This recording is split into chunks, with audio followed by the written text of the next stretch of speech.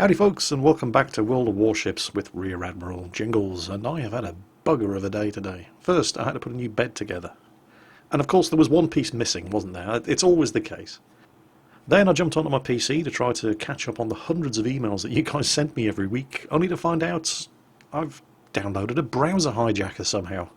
And the problem with a browser hijacker is every time you try to Google how to get rid of the browser hijacker, it hijacks your browser. So it took me hours to get rid of that thing. Yeah, fun day. Anyway, you guys don't want to hear about that. You want to hear about the Mikhail Kutuzov, the premium Soviet cruiser. It's available for sale again on the EU server, and I thought, oh, hang on, somebody just sent me a replay in this thing. How appropriate. This is Yukikaze, and he's taking his Mikhail Kutuzov out for a spin on the new Land of Fire map. It's a premium Tier 8 Soviet cruiser, and well, you wouldn't go too far wrong thinking of this thing as a Tier 8 Cleveland, the American Tier 6 cruiser. They both have 12 152mm guns in 4 turrets with 3 guns per turret. The difference here is that the guns on the Kutuzov will fire out to a range of just over 19 kilometers. Or to put that another way, that's further than the range of the 406mm main battery guns on the American Tier 7 Colorado-class battleship. I'm pretty sure these guns also fire shells at a higher velocity than the Cleveland as well.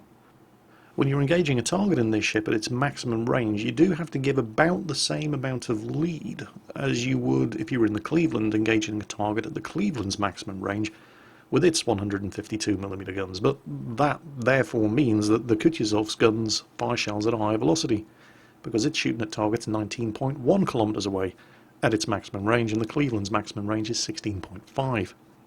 It also fires these 12 152mm guns faster than the Cleveland, 7.5 rounds per minute, as opposed to the Cleveland's 6 rounds per minute. But that's entirely fair. The Cleveland's a Tier 6 cruiser, and the Kutuzov is a Tier 8.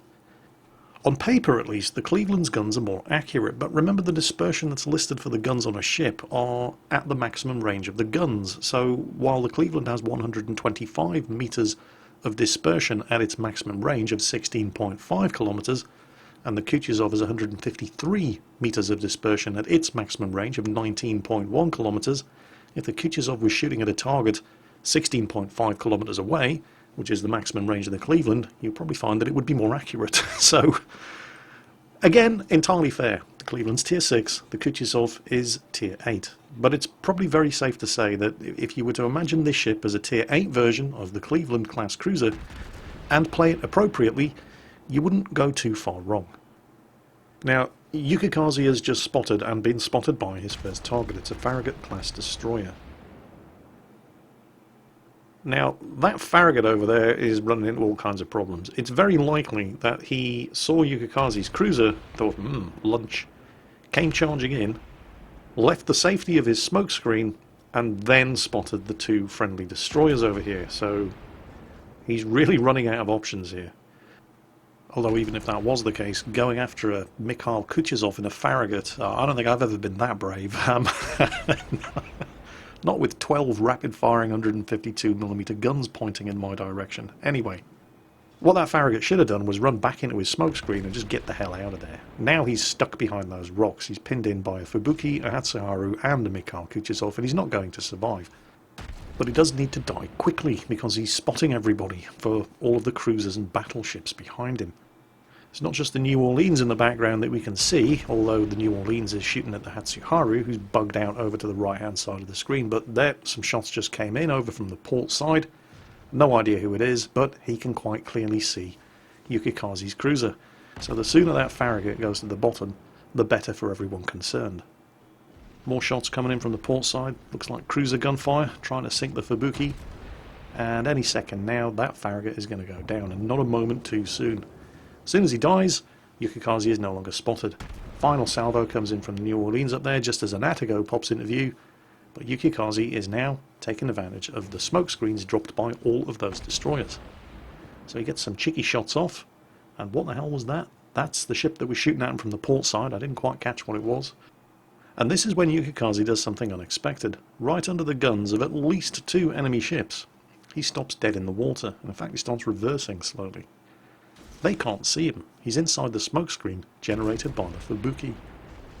He launches a spread of torpedoes at the Antigo and starts taking him under gunfire. Torpedoes on this ship have an 8-kilometer range.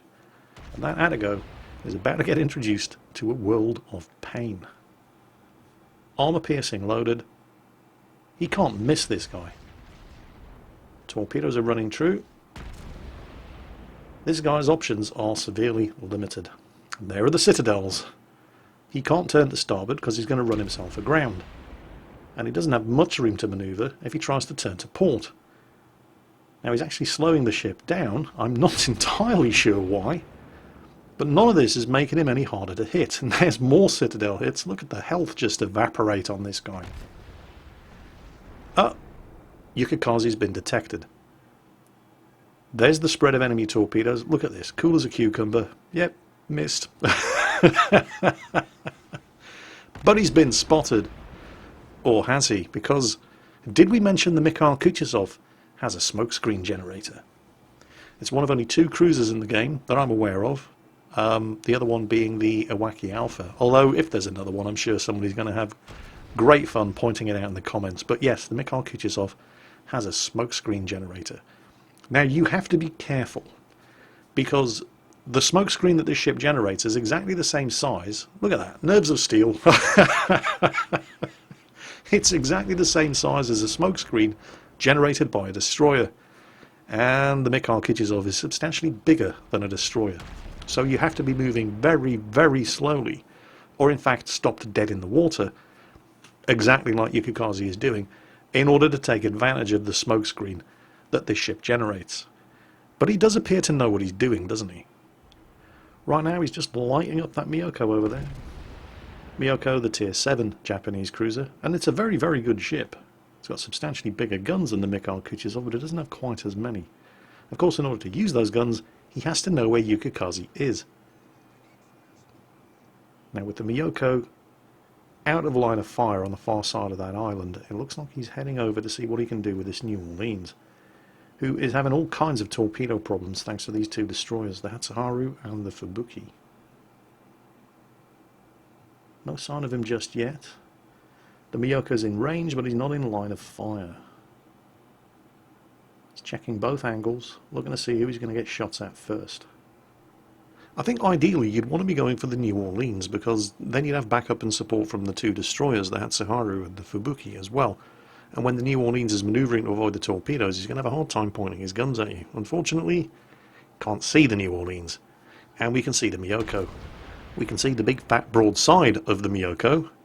So armor piercing loaded. Those all fell short. But when you've got 7.5 rounds per minute, just fire again. I mean, it doesn't take long. There we go. No citadel penetrations, but 9 hits, 8,000 damage. Oh, hello. The New Orleans just popped up. And he scored a citadel on the Miyoko. But the New Orleans has got his full attention now. Now check out this torpedo spread from the Hatsuharu. You see the first spread? The New Orleans spots the first spread, and he turns to avoid it. But the Hatsuharu was expecting that. Look at the second spread. You see the New Orleans is, yeah, I dodged. Oh shit, more torpedoes!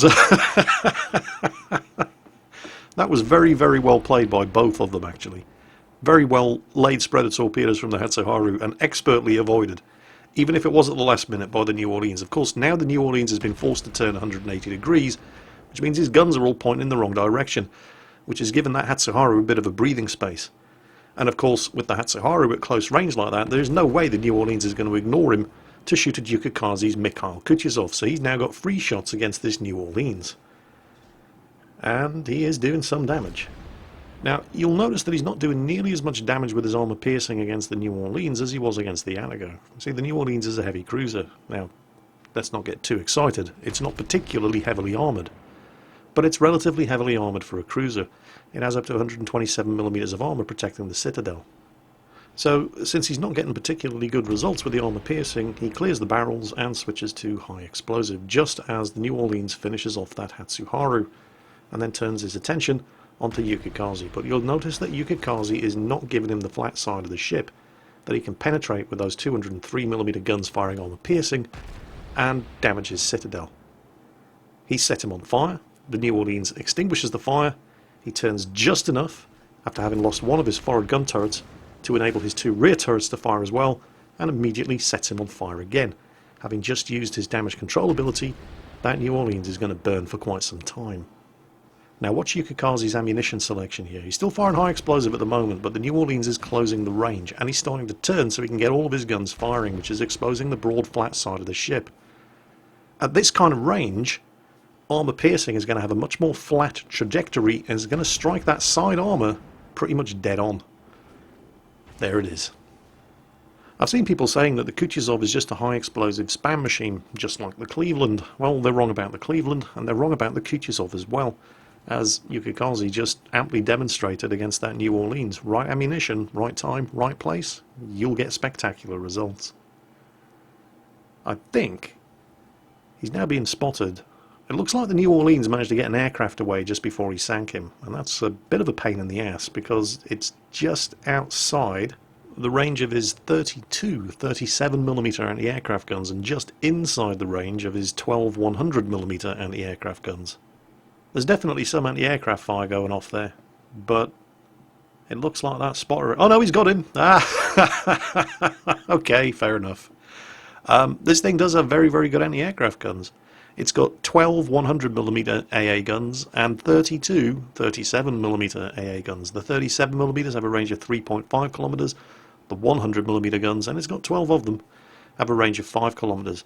And it was just enough to nail that pesky spotter aircraft just at the extreme limit of his anti-aircraft envelope. So he's no longer detected, and now he can afford to sail casually while looking for further victims. A short while later he finds some victims to shoot at. There were 5 enemy ships up there. There's only 4 now. One of them's just been sunk. You can just see the wreck of that Mayhan class destroyer sinking gently beneath the waves. Antigo class cruiser taking a fearsome beating up there. There's also a Mutsuki class destroyer skulking around just outside of view range, and 2 practically full health tier 8 Amagi class battleships. There is a friendly Cleveland up there who's got the full attention of these 2 Amagis, and he's close by a friendly Fubuki class destroyer. Now the Fubuki is getting a lot of flack in chat from one of the guys on his team, one of the dead guys on his team, because it's always the dead guys on the team who have the loudest voices, isn't it? Who's yelling at him and telling him he sucks at aiming his torpedoes. Well, maybe he does suck at aiming his torpedoes, but he's not magically going to get better just because you're yelling at him, is he? I mean, you're not achieving anything other than making yourself even more angry than you were when you got sunk. So the Fubuki's making a bit of a hash launching his torpedoes. The Cleveland is getting shot at by 2 tier 8 battleships, which is good news for Yukikaze, because when they're shooting at the Cleveland, they're not shooting at him. And once again, high explosive barrage, and he set the first Amagi on fire. And this is pretty much just living the dream for a cruiser captain. Nice big battleship, can't really miss from this range, and you're just hitting him over and over and over, and you're setting him on fire in multiple locations. Unfortunately, this is where the Fubuki tries to bite off a little bit more than he can chew. Those are the secondary batteries of that Amagi opening up, and you can see the Fubuki losing all of his health, and look at that torpedo spread. I mean, that's just... yeah. Yeah, alright, he did suck. But he's not going to get better because you're yelling at him. Think about what you say in chat, guys. And he has just killed the Fubuki with his secondary batteries, which is really bad news for that Cleveland, because now these 2 battleships don't have a destroyer to worry about. That Cleveland is living on borrowed time. And as soon as that Cleveland's gone down, and it's not going to take long, Yukikaze's next. Now the lead Amagi is just inside the 8-kilometer torpedo range, but he's not sailing at the right course and speed to make it practical to fire the torpedoes. But Yukikaze has a better idea. He's got a smokescreen generator, hasn't he? So he's going to use it. Now he set the lead Amagi on fire in multiple locations, and he can't see him anymore. But I think the shots are still hitting. Yes, the Cleveland is dead. There are 2 Amagis over there. He can only see 1. But the second one is far enough away that he can lob shots over that island and hit him and set him on fire as well. This is almost cheating. How long can he sit here covered by the smoke screen? I guess we're going to find out. Oh, the first Amagi just popped up. He still has most of his health, but he's well inside torpedo range now. So he nudges forward just a little bit, just enough so he can turn the ship and launch the torpedoes. And then he immediately puts her full astern again. Still undetected, still inside the smoke screen, and starts lighting him up again. This time with the armor piercing. He does have the broad side of the ship after all, and he is scoring some hits and doing some damage. Reverses back into the safety of the smoke screen. He's still not spotted. Oh no. I think all of these torpedoes are going to hit. Just... Battleship drivers, stop sailing in straight lines. What's wrong with you? Oh, he's been detected. Okay, right. Armor piercing loaded. He doesn't really have the flat side of this second Amagi. He powers up. He's still got the torpedo launchers on the port side of the ship, but in order to use them, he's going to have to get closer. Because he's going to have to speed up in order to turn the ship around. And this is going to be really dangerous. He's still firing the armor piercing. He's looking for the Citadel on the flat side. Oh, here come the secondaries. He's starting to lose. He's actually managed to score a Citadel penetration against a Tier 8 battleship with a 152mm armor-piercing shot, but he took a lot of damage there. He's managed to get the torpedoes away. He is probably not going to survive this. Is he going to be able to sink this guy with the torpedoes as well? No, I don't think he is. No, no. He saw what happened to the Amagi up front. This guy's turning. But he's set him on fire. He knows he's going to die. He's just trying to get as much damage in as possible now. High explosive loaded. And you'll notice he's raised his aim. He's not shooting the high explosive into the Citadel side of the ship. He's firing into the superstructure where it will do the most damage, and has, in fact, set him on fire again right before the Amagi finished him off, which was pretty inevitable at that kind of range. But he's still doing damage to the guy, even though he's dead. However, there's always a however, isn't there? There's only 2 ships left alive on his team. This guy. And this guy. And while the scores are close, and his team do have 2 of the cap points, and they're gaining points faster than the enemy team, all the enemy team have to do is sink 2 ships to win. So somebody's going to need to sink one of those enemy ships. And that's when the Amagi burns to death. And that's what won the game. Now, before you get too carried away about the amount of experience and credits that he earned, remember the Kutuzov is a premium ship, so it earns more credits. Also, the unique camo pattern that this ship comes with gives you a 50% bonus to all experience earned, so yeah. 875,000 credits and nearly 9,000 experience. He scored 331 hits, which isn't surprising when you're firing 7.5 rounds per minute from each of its 12 152mm guns. But what is surprising is the amount of Citadel hits that he scored, because he fired mostly armor-piercing shells throughout the course of this match, which is highly unusual for a ship with 152mm guns, but proving once again that it's not all about the high explosive spam when you're in a cruiser with a lot of low caliber guns. And he did do well with those guns. That's nearly 3,000 base experience. Wait until you see how much damage he did. Oh, actually, wait until you see the kind of damage that he did, not just how much. Check this out. He did 105,091 damage with his 152mm armor piercing, and that is really, really surprising. He only did 33,000 damage with his high explosive shells. Although the fires that he set with his high explosive shells did almost as much damage as the high explosive shells themselves, and 16,388 damage with his torpedoes. Only 3 torpedo hits. Well, of the 5 torpedoes that he fired at the first Amagi, 4 of them actually hit. Only 1 missed, but the Amagi was already dead by the time the 4th one hit. So all of that brings us to a grand total of 186,975 damage done during the course of this match. Wow. This is a very good ship. Top tip. If you see Yukikaze on the enemy team in one of these Mikhail Kutuzov cruisers, sink the bugger. Right? Ram him if you have to. Doesn't matter, just take him out. Trust me, you'll thank me for it later. Anyway, that's it for today, folks. Thank you to Yukikaze for sending this replay in. It was very good, and I really enjoyed watching it. And I hope you guys enjoyed watching it as well. As always, take care, and I'll catch you next time.